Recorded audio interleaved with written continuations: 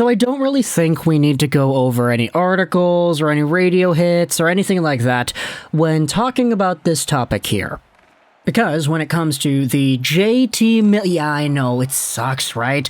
We talk about this guy all the time, and it's kind of funny because, like, even if you're on Twitter, JT Miller, just this phrase, it trends like 5 out of 7 days in this city every week. And it's been like that for months.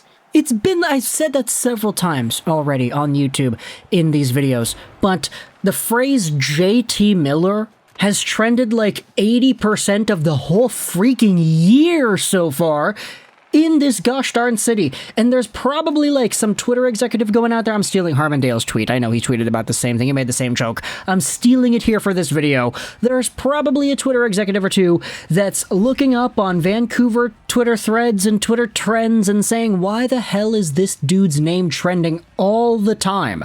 Who even is this guy? He's a Canucks guy? Cool. But like, the best players on the team, that's like Bo Horvat, the captain, right? Demko, the goalie, and Pettersson and Hughes, the young shot guys, right? Why the heck is JT Miller's name trending all the time? And it has been trending more and more over the past few days, not because of anything we had seen in terms of development on the Miller front, but in terms of development on the other teams and other signings front. The reason we're talking about this is because Nazem Kadri signed a contract with the Calgary Flames. 7x7, he's a UFA, now he's in Calgary, cool. The reason this relates to JT Miller is because this entire thing does two things. Firstly, it means that Nazem Kadri is not signing a contract with the New York Islanders. Now, that's interesting because a lot of people were saying, hey, the Islanders, they've got a contract lined up. They're going to go out there, they're going to sign Kadri, and it's pretty much near done right here. They just got to wait to move out some extra money and then they can sign Kadri because, I mean, if the guy gets $8-9 million, you don't have that cap space, you got to trade Bavilla, you got to trade Bailey, you got to trade somebody, and the Islanders had not signed anybody this offseason so far. And so, with Nazem Kadri being the redemption story, because the Islanders missed out on Gaudreau, right? They missed out on all the other trades. They missed out on Fiala, they missed out on the Brinket, they missed out on everybody that could help them out on forward. They got nobody. So Nazem Kadri, just as a last-ditch effort to make something happen, Lou Lamoriello would go out there and he'd do this move, right? Wrong. Because Kadri ended up going to Calgary, there was no trade with Bavillier or Bailey or whatever, Barzal, whoever the heck it is, on the Long Island side of things. They end up getting the short end of the stick, and now they have no Kadri, no signings, still got the same players on before, and now a conversation has opened up as to whether or not Vancouver Canucks forward JT Miller could be back on the radar for this Islanders team. So, we've got to go back a few weeks to the NHL Draft, because back in this time frame, there was a very highly speculative move that was going on between the Islanders and the Canucks. It was leaked out by Elliot Friedman, and eventually it didn't get done. Apparently, the leaking of it into the media in the first place was one of the things that pissed off one of the parties or whatever it was. I'm not really too sure all the finer details, but at the end of the day, there was some speculation as to whether or not a JT Miller trade with the Islanders was going to go down. And that's fine. The Islanders are going out there trying to get some big-name forwards. They tried to get Gaudreau, they tried to get Kadri, they're trying to get Miller too. Miller is a guy who, last season, at 29 years old, went out there and posted up a 99-point in 80-game year. Now, the problem is, and as every Canucks fan knows, we all know what the problem is, the guy is going to demand a lot of money on his next paycheck. It's going to start in 2023, 2024, 2022, 2023 is the last year of a $5.25 million AAV contract, and if you're getting 99 points on a season, like, I mean, sorry, $5.2 million is an absolute steal for your services. And when it comes to Miller and the Islanders, there was a lot of people going out there saying, hey, maybe New York is the team to go out there and give Miller a new home. Maybe they make a trade or two. Maybe they try to use the extra money they'll get and sign somebody to a long-term deal. Maybe that's Gaudreau. Maybe that's Kadri. Maybe that's JT Miller. Whoever the heck it is.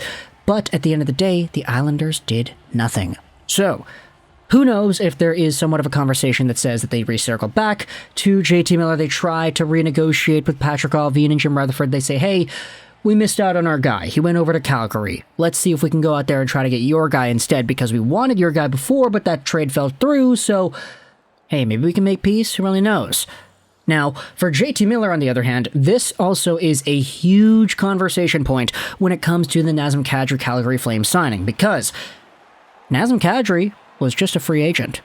The reputation in the NHL goes as follows, that NHL players that are free agents normally get overpaid. It's the case 90% of the time. You're never going to see any contract of a free agent player, especially that of a guy that scored at a pretty good pace like Kadri did last season, get a steal of a contract. Heck, even a fair contract, that's rare. You normally see guys get overpaid in this circumstance. And so, for Nazem Kadri, who, at 31 years old, went out there and had himself a season that was pretty good himself. He posted up 87 points in 71 games played. Do the math, over 82 games, he was on pace for 100 points. Hey, guess what? Miller, also on pace for 100 points. Nazem Kadri got a 7x7 deal on the free agent market. He didn't get that $8.5, $9.5, $10 million AAV salary that some people were speculating he would want, despite the fact that he just had a 100-point year. Now, what does this do to JT Miller? It makes a very good case for a comparable argument that says that, hey, Nazem Kadri is in the same age range as Miller, he is in the same point production territory as Miller, and he just signed a 7x7 contract. Miller, if you're going to go out there and demand $8.5, $9 million because he had a 99-point year, you can't go ahead and do that. Kadri is the best comparable player profile now.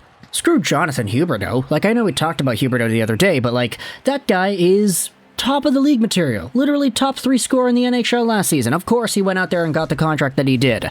But for Nazem Kadri, I get it, there's a 2-year age difference between Miller and Kadri that could be seen as significant, but is 2 years really enough to go out there and dissuade the entire conversation that says that, hey, Kadri could be on a pretty good contract for the first few years? Like, I don't doubt that by the time Kadri is 36, 37, 38 years old, he probably won't be playing like a $7 million player, but still, just that contract itself is a good enough of a comparable contract for the Vancouver Canucks to go to JT Miller and say, hey, you want 8.5? Like, I'm sorry, we can't do that. Like, Kadri just got this. Sure, he's 2 years older than you, but that's not enough of an incentive to go out there and get, what is that, like $2-3 million more dollars per year for 8 years? Like, an extra $20 million? Like, is that enough?